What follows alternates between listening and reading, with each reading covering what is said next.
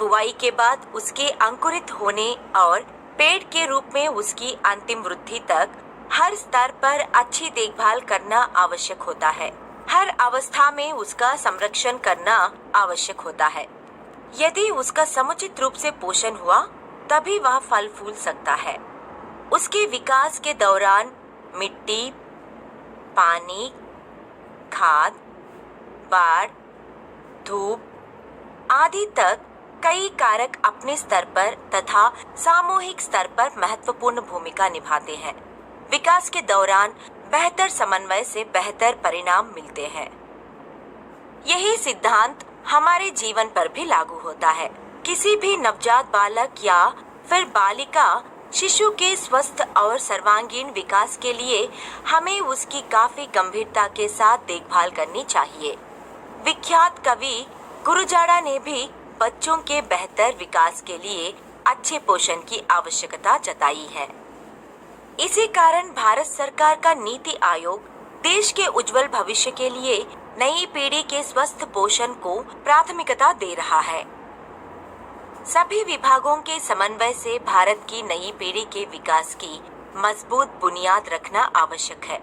खास तौर पर ग्रामीण इलाकों में रहने वाले विभिन्न वर्गों के बालक बालिकाओं के पोषण, स्वास्थ्य देखभाल, शिक्षा और रोजगार के अवसरों के साथ ही भारतीय समाज के विभिन्न वर्गों को समर्थ बनाने के लिए केंद्र सरकार के सभी विभागों द्वारा आपसी समन्वय के साथ कार्य पूर्ति करना इसका लक्ष्य है। इस तालिका में शामिल विभिन्न केंद्रीय मंत्रालयों और उनके कार्यों का यदि हम अलग अलग रूप से अवलोकन करें तो स्पष्ट होता है कि प्रत्येक विभाग के अपने विशिष्ट कार्य और विशिष्ट कार्यक्रम हैं।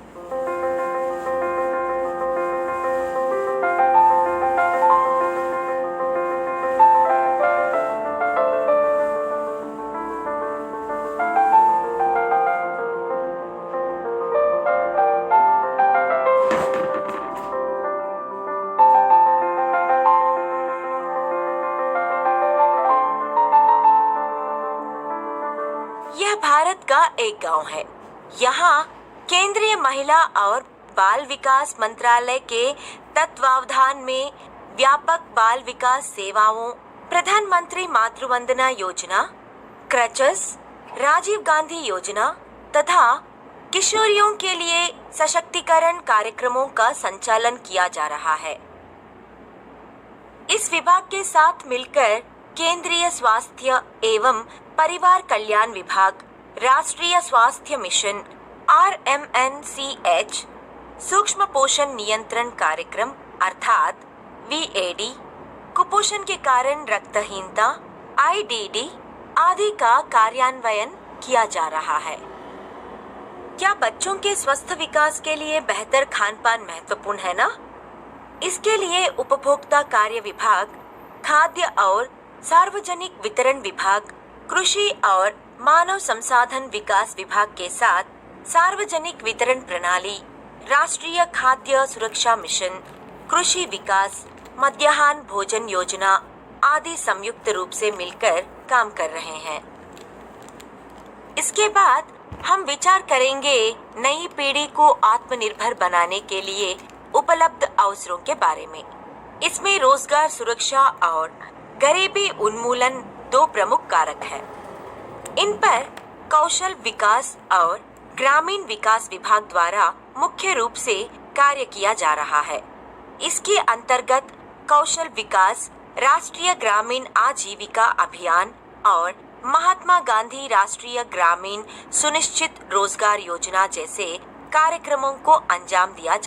लड़के और लड़कियां सभी कल के नागरिक हैं, जबकि विकास के मामले में केंद्रीय मानव संसाधन विकास विभाग खास तौर पर लड़कियों के लिए शिक्षा तथा रोजगार के अधिक से अधिक अवसर उपलब्ध करने पर ध्यान केंद्रित कर रहा है। इस विभाग ने लड़कियों की शिक्षा, साक्षरता और सशक्तिकरण को अपना लक्ष्य बनाया है। इसी कारण सर्व शिक्षा अभियान, साक्षर भारत तथा बेटी बचाओ बेटी पढ़ाओ जैसे कार्यक्रमों का संचालन किया जा रहा है। वर्तमान समय में पूरा विश्व एक छोटे गांव के जैसा बन रहा है। इसे ध्यान में रखते हुए खास तौर पर केंद्रीय सूचना एवं प्रसारण विभाग, पंचायती राज विभाग, शहरी विकास विभाग और युवा कार्य विभाग समय समय पर ग्रामीण क्षेत्रों में शिक्षा, स्वास्थ्य तथा रोजगार के अवसरों के बारे में जानकारी उपलब्ध करने के लिए लगातार प्रयास कर रहे हैं। इसी के अंतर्गत इन विभागों द्वारा सूचना अभियान, PRI प्रशिक्षण, शहरी स्थानीय प्रशिक्षण और युवा कार्यक्रमों का संचालन किया जा रहा है। समाज के सर्वांगीण विकास का लक्ष्य प्राप्त करने के लिए सभी वर्गों तक विकास कार्यों का लाभ पहुंचाया जाना चाहिए। कमजोर वर्गों तक लाभ पहुंचना चाहिए। इस लक्ष्य को पूरा करने के लिए गिरिजन कार्य मंत्रालय, सामाजिक न्याय और अधिकारिता मंत्रालय, अल्पसंख्यक कार्य मंत्रालय, कमजोर वर्गों तथा अल्पसंख्यक समुदायों के लिए विशेष विकास कार्यक्रमों का संचालन कर रहे हैं। नई पीढ़ी के विकास में कुपोषण एक प्रमुख बाधा है। इस तथ्य को स्वीकार करते हुए महिला और बाल कल्याण विभाग ने आज की लड़की कल की मां के रूप में एक विशेष कार्यक्रम शुरू कर पोषण से संबंधित प्रमुख मुद्दों पर ध्यान केंद्रित किया है। इसी के अंतर्गत NNM अधिक गंभीर स्थिति वाले जिलों में पोषण कार्यक्रम का संचालन किया जा रहा है। चलिए अब विभिन्न सरकारी विभागों के बीच समन्वय और एकीकृत लक्ष्य की प्राप्ति के बारे में कुछ अधिकारियों की प्रतिक्रियाओं पर नजर डालते हैं।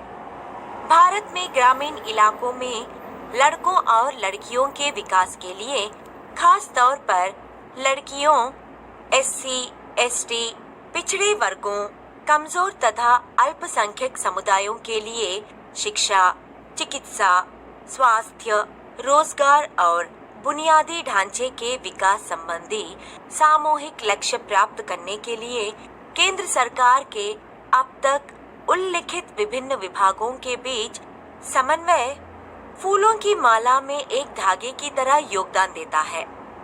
इससे नीति आयोग द्वारा निर्धारित लक्ष्य प्राप्त करने का प्रयास किया जा रहा है। सभी विभागों द्वारा संयुक्त रूप से किया जा रहा प्रयास इस पीढ़ी के विकास का आधार है।